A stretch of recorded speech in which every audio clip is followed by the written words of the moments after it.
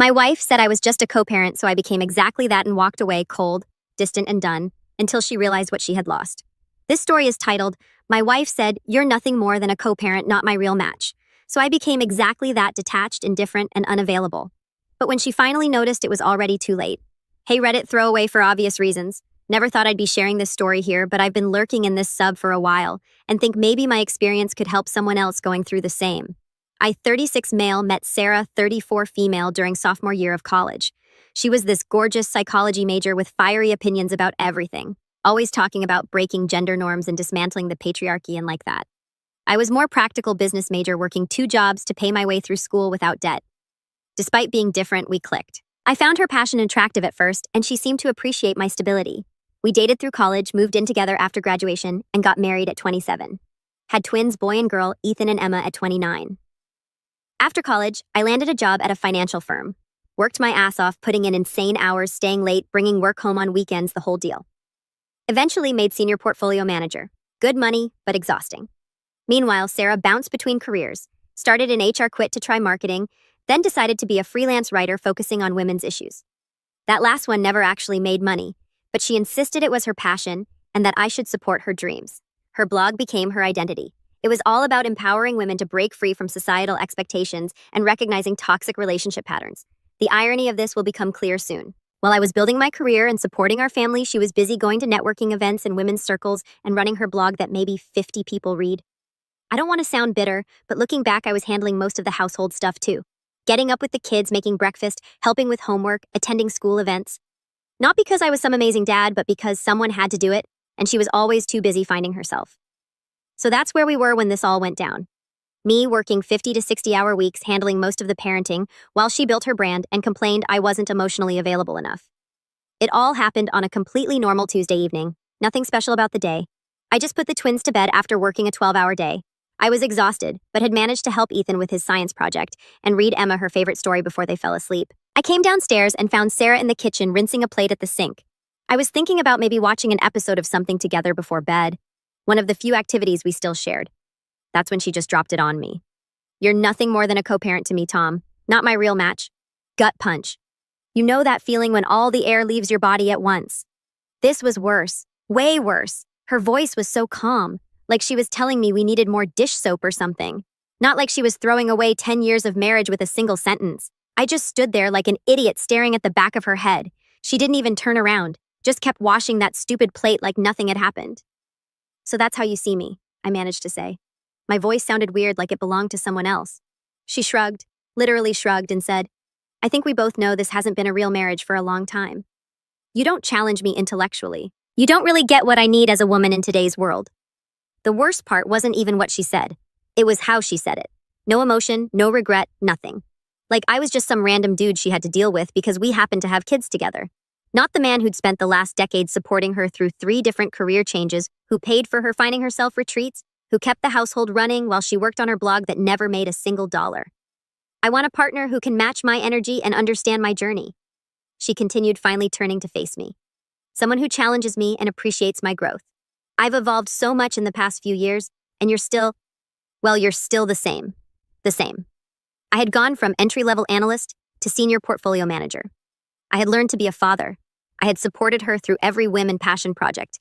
But apparently that wasn't growth. I'm not saying we need to end things, she added, seeing my expression. The kids need stability. We can still co-parent effectively. I just think we should be honest about what this relationship really is. She said it like she was doing me a favor, like her honesty was some gift I should be grateful for. Like telling me I was nothing more than a glorified babysitter, and ATM was an act of kindness. I didn't explode, didn't cry, didn't beg. I just nodded and said, I see. Then I walked out of the kitchen. I heard her call after me. Tom, aren't we going to talk about this? But what was there to talk about? She had made her position crystal clear. That night I couldn't sleep, for just laid there staring at the ceiling, replaying the last few years in my head. When did it happen? When did I become nothing to her? The signs were all there. I was just too stupid or too busy or too in denial to see them. The way she used to light up when I walked in the room, gone. Those random texts during the day with stupid jokes or songs that reminded her of me, gone. The touches, the real kisses, not just the automatic peck on the cheek, all gone. When was the last time she actually asked about my day and really listened? Not just that. How was work, people say, when they're going through the motions? When was the last time she had gone out of her way to do something nice for me? When was the last time she defended me when her friends started talking about their husbands grouping me in with them? I started thinking about how often she was on her phone around me, always scrolling Instagram, sharing posts about outgrowing people, and the courage to be authentic, always tagging her posts with like number know your worth and number never stopped growing. Meanwhile, I was the one who got up with the kids when they had nightmares, made their lunches, took them to soccer practice, helped them with math homework, all while working 50+ hours a week. Her smiles, her real excitement, her energy. It was all saved for other people now. Her progressive friends who were always telling her she deserved more. Her life coach who charged $200 an hour to tell her she was settling. The women in her online communities who validated every selfish thought she had. Anybody but me. I'd been telling myself she was just stressed, tired, busy with life, making excuses because I couldn't face the truth. But now I couldn't ignore it anymore. She hadn't fallen out of love overnight. She'd been showing me for years that I was nothing more than a convenience to her. I just didn't want to see it. The worst realization came around 3 a.m. I had spent years trying to make her happy, worked harder, helped more, tried to support her dreams, all while she moved the goalposts and found new reasons I wasn't enough. No matter what I did, it would never be enough, because she had decided I wasn't enough. It wasn't about my actions, it was about her perception. And that's when I decided I was done trying. The next morning, I got up before her as usual, made breakfast for Emma and Ethan, packed their lunches, all that dad stuff. When Sarah came down in her silk robe that I bought her for our anniversary, I didn't ask how she slept, didn't comment on the weather, nothing. She noticed, kept glancing at me like she was waiting for something. Probably thought I was going to beg her to love me or some pathetic crap like that. Maybe apologize for not challenging her intellectually enough or promise to be more invested in her journey. But I was done. If she saw me as nothing more than a co-parent, then fine, that's exactly what I'd be. Nothing more, nothing less. "You're quiet this morning," she finally said, trying to sound casual. I just shrugged. "Got a lot on my mind. Work stuff. Do you want to talk about what I said last night?" she asked, leaning against the counter with her coffee mug. "I think it's important we get on the same page." "We're on the same page," I replied, not looking up from making Ethan's sandwich. "You were very clear, Tom. I wasn't trying to hurt you," she said, her voice taking on that condescending tone she used when she thought she was being emotionally intelligent. "I was just being honest about where I am right now." "I appreciate the honesty," I said flatly. "Now we both know where we stand." I could tell she was confused by my reaction. She had expected tears or anger or desperate promises to be the man she wanted. Instead, she got calm acceptance, and that threw her completely off script. I dropped the kids at school and went about my day with this new mindset. I wasn't her husband anymore. I was just the father of her kids. That's it. No more doing her favors. No more listening to her drone on about how hard her day was, rearranging the living room furniture, or writing another post for her blog. That night when she got home from her women's empowerment meeting, which I later found out was just her and her friends complaining about their husbands, I was helping the kids with homework. She came in, tossed her designer bag on the chair that I paid for, and waited like she expected me to ask about her meeting or something. I just stood up, told the kids I'd be in my office if they needed anything, and walked out. The look on her face, priceless. In my office, I opened my laptop and created a new document. I titled it Exit Strategy. Then I made a list of everything I needed to do to protect myself and the kids. First item, call a lawyer. So that became our new normal. No more small talk, no more checking in during the day, no more doing little favors for her. Dinner was about the kids. I'd talk to them, laugh with them, but not with her. If she spoke directly to me, I'd answer politely but briefly. "How was your day?" she'd ask. "Fine, that's it. No details." "Did you see that email from Emma's teacher?" "Yes, already handled it." End of conversation. I started making my own plans on weekends. Sometimes I'd take the kids out without even telling her where we were going.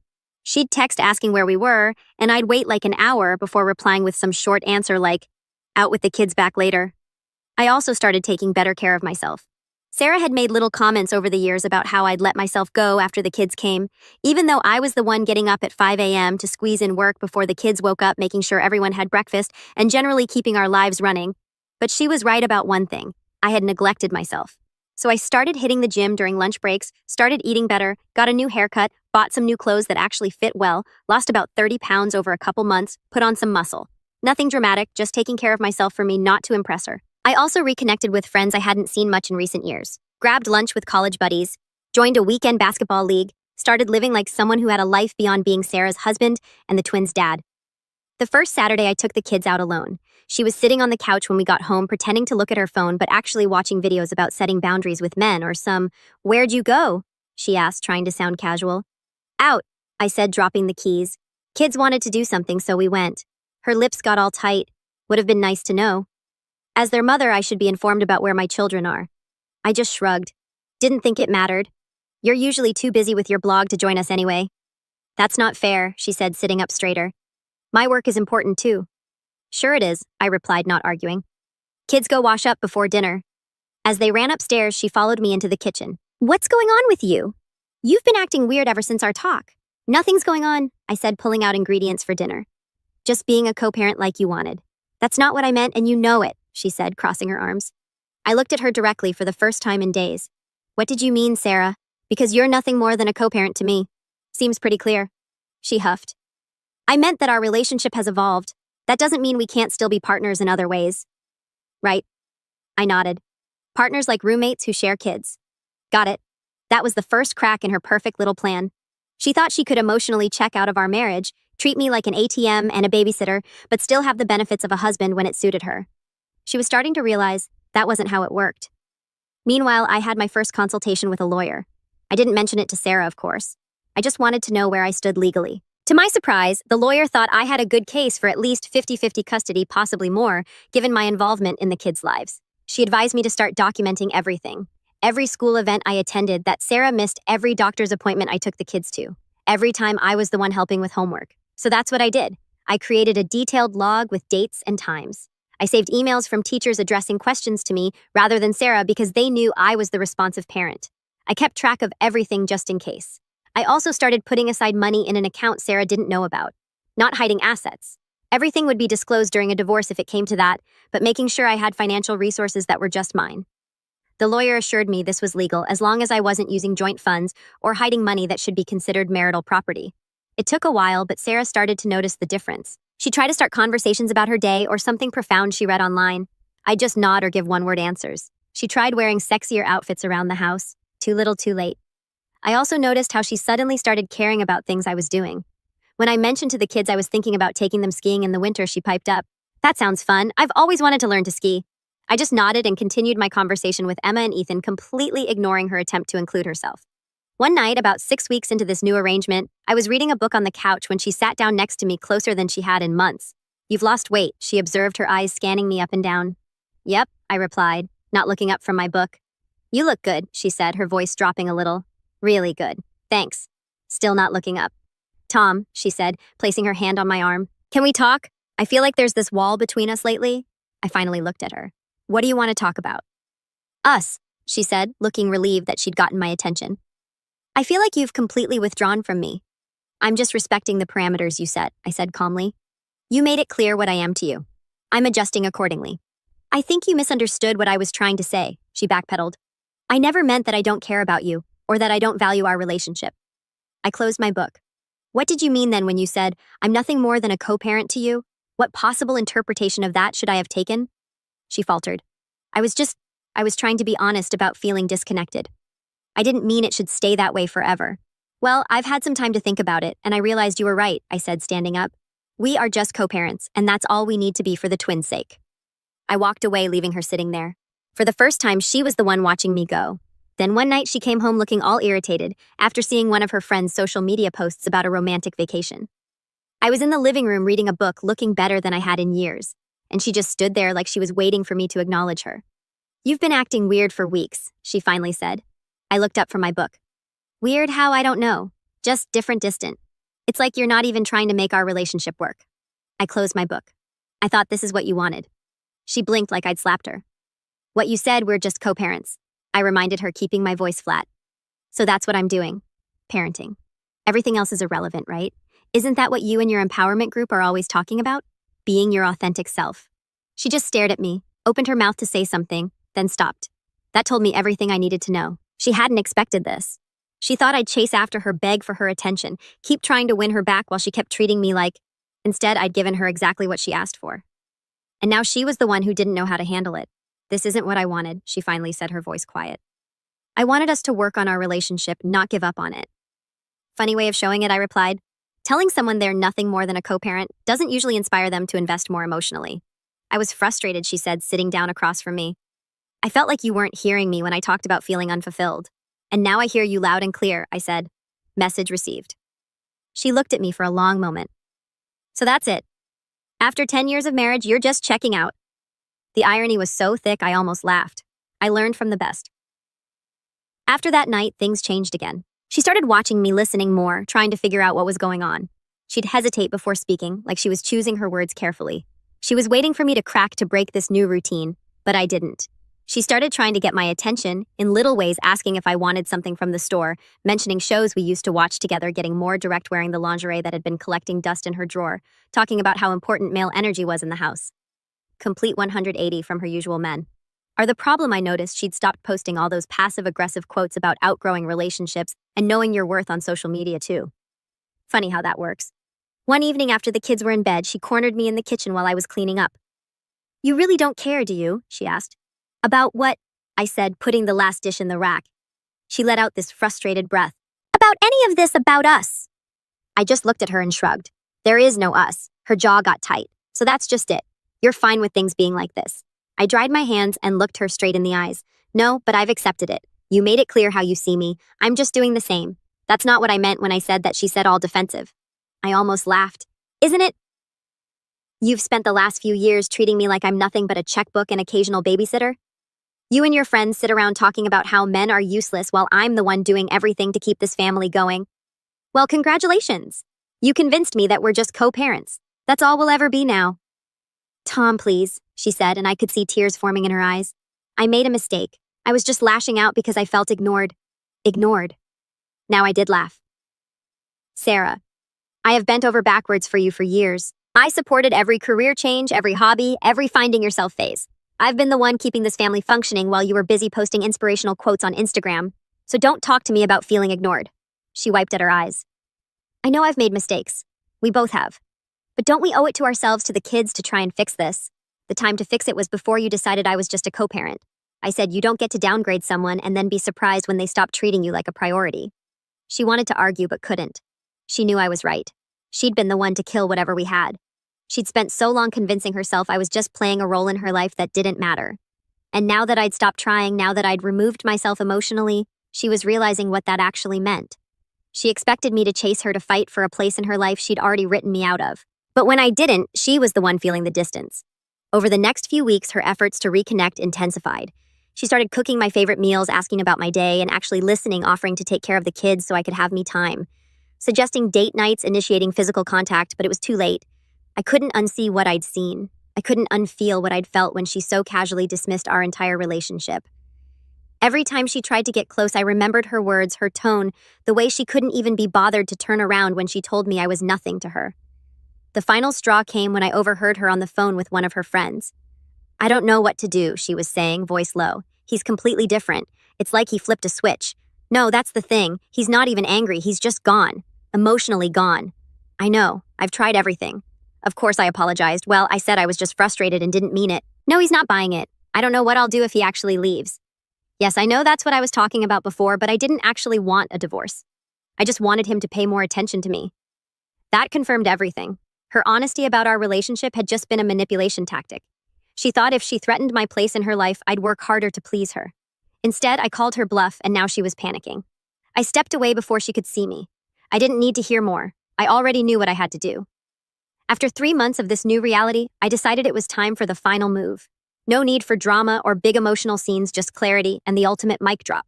One night after the kids were asleep, I sat across from Sarah at the kitchen table with a manila folder. "We need to talk," I said. She looked up from her phone, maybe even looking hopeful. "Yeah, I want a divorce." I expected something. Anger, resistance, tears. I don't know. But what I got was silence. She just sat there staring at me like she couldn't process what I'd said. When she finally spoke, her voice was quiet. "Are you serious?" I nodded. Then I slid the folder across to her. "What's this?" she asked, opening it slowly. "Divorce papers already filled out and a few other things you should know." Inside was not just the divorce paperwork, but statements from our accounts. While she'd been busy finding herself, I'd been quietly preparing. I'd moved 75% of my recent bonuses to accounts she didn't know about. I documented every time she'd chosen her self-care over the kids. I had records of all the times I was the one who showed up for school events while she was at her retreats. Most importantly, I had a letter from my lawyer explaining that given my income and the custody arrangement I was proposing me with primary custody, she would likely be paying me child support, not the other way around. Her face went white. "You can't be serious. The courts always favor the mother." "Not when the mother has barely been present," I said calmly. "I've been documenting everything for months. The kids' teachers know me, not you. I'm the one who takes them to doctor appointments. I'm the one who helps with homework." You're too busy with your blog and your journey to be a present parent. I pulled out my phone and showed her the calendar app where I'd meticulously tracked every school event, doctor's appointment, and parent-teacher conference for the past 6 months, noting who attended each one. The custody evaluator is going to take one look at this and see who's actually been parenting these kids, I said. And it's not you. But I need time to figure things out, she stammered. You know my blog is about to take off. My life coach says I'm on the verge of a breakthrough. Yeah, you've been saying that for 3 years now. Meanwhile, I've been promoted twice and saved enough to put the kids through college. What exactly have you contributed besides Instagram posts about how oppressed you are? Her eyes filled with tears. Real ones this time, not the fake ones she used whenever I wouldn't buy her something she wanted. Tom, please, we can work this out. I didn't mean what I said that night, I was just frustrated. I leaned back. Why now? The thought of losing your meal ticket finally sinking in. It's not about the money, she protested. I love you. I've always loved you. That almost made me laugh. You haven't looked at me with anything but contempt for years until I stopped giving a suddenly you care. Please, Tom. Think about the kids, she pleaded. They need both of us together. They need parents who respect each other. I corrected her. And you've made it clear you don't respect me. You've made it clear I'm just a co-parent to you. So that's what we'll be co-parents separately. I'll fight this, she said, her tone shifting from pleading to threatening. I'll get a lawyer. I'll tell them you've been planning this for months hiding money. Go ahead, I interrupted. Everything I've done is legal. I've consulted with 3 different lawyers to make sure of it. And by the way, that threat you just made, I recorded it. I tapped my phone, which had been sitting on the table the whole time. One-party consent state. Threatening to make false claims during divorce proceedings doesn't look good in court. Her face crumpled. She knew she was beaten. The next few days were pathetic. She tried everything, crying, begging. Suddenly, she was the perfect wife. Cooking dinner, asking about my day, trying to get me to sleep in our bed again. I'd been in the guest room for weeks. She even told her feminist friends to go themselves when they started in on their usual man-hating. One of them called to ask if I'd done something to her because Sarah had defended me so aggressively. The final blow came when I took the kids to meet with the real estate agent about selling the house. Sarah wasn't included in the meeting. When she found out, she completely lost it. You can't sell our house without me, she screamed. Actually, I can, I said calmly. Check the deed. It's in my name. Your credit was too poor to be on the mortgage. Remember? Because of all those credit cards you maxed out on self-care. I showed her the deed. Her name wasn't on it. We had talked about adding her after her credit improved, but she had never gotten around to sorting out her finances. She collapsed on the couch sobbing. What am I supposed to do? Where will I go? I shrugged. Not my problem anymore. We're just co-parents, remember? And barely that, considering how little parenting you actually do. A week later, she showed up at my office, begged me to reconsider, said she'd do anything. Couples therapy, quit her blog, get a real job, whatever I wanted, it's too late. I told her, you decided I wasn't worth loving years ago. You just didn't expect me to eventually agree with you. The divorce proceeded quickly. Sarah didn't contest it. She couldn't afford a lawyer who could match mine, and she knew the evidence wasn't in her favor. The judge awarded me primary physical custody, with Sarah getting every other weekend and 1 dinner visit per week. The look on her face when the judge announced his decision was something I'll never forget. Pure shock. She had been so convinced that being a mother automatically meant she'd get the kids regardless of her actual parenting. Reality hit her hard. As for the house, it sold for more than I expected.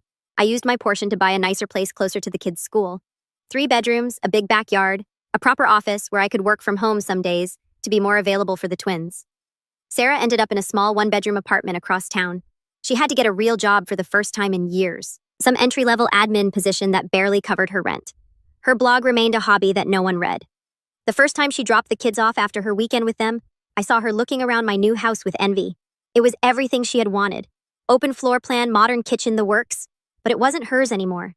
The kids seem to like it here, she said, trying to sound casual. They do, I confirmed.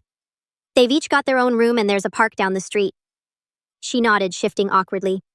Listen, Tom, I've been thinking a lot about everything. I made a huge mistake. The biggest mistake of my life. I took you for granted and I'm paying for it every day. I just looked at her. Yes, you are. Is there any chance at all that we could try again for the kids? For us. Her eyes were pleading. I shook my head. There is no us, Sarah. Remember, we're just co-parents now. That's all we'll ever be. The words hit her exactly as they had hit me all those months ago. I watched the hope drain from her face, replaced by the realization that she had done this to herself. I'll pick them up Wednesday for dinner, she said finally, voice hollow. 6 p.m., I confirmed. Don't be late. I closed the door and turned back to my kids. My home, my life, a life that was finally mine again. Update. It's been 2 years since the divorce. I'm in a good place now. The kids are thriving. They're 11 now, doing great in school, active in sports and other activities. I'm dating a pediatric nurse I met at one of Ethan's doctor appointments. She's everything Sarah wasn't. Supportive, present, genuinely interested in both me and the kids. Sarah, last I heard, she had to move to an even smaller apartment. Her blog finally died a quiet death. Her feminist friends abandoned her when she couldn't afford to go to brunches and workshops anymore. She calls me sometimes, usually after she's had a bad date or a hard day, crying about how she made the biggest mistake of her life. And I just say, I know, but we're just co-parents now. That's all we'll ever be. The kids still see her every other weekend, but even they have noticed the difference. Mom's always on her phone when we're there, Emma told me once. Not like here where we actually do stuff together. That's the real victory for me. Not the house, not the money, not even seeing Sarah face the consequences of her actions. It's knowing that my kids see and appreciate a parent who's actually present and engaged in their lives. So that's my story, Reddit. If you're in a similar situation, being taken for granted, being treated like you're nothing more than a convenience in someone else's life, know that you deserve better. You deserve to be valued.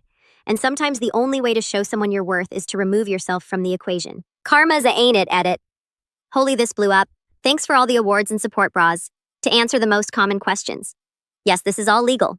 Consult a good lawyer and document everything if you're in a similar situation. No, I don't feel bad for her. She made her choices. Yes, the kids are doing great. Kids need stability and attention, not Instagram perfect family photos. Edit 2. For those asking about the financial stuff, talk to a financial advisor, ASAP. If you think your marriage is heading south, there are legal ways to protect yourself that don't count as hiding assets. Don't wait until it's too late. Edit 3. No, I'm not bitter. I've moved on. Writing this out was actually therapeutic. And yes, Jessica, the nurse I'm dating, knows all.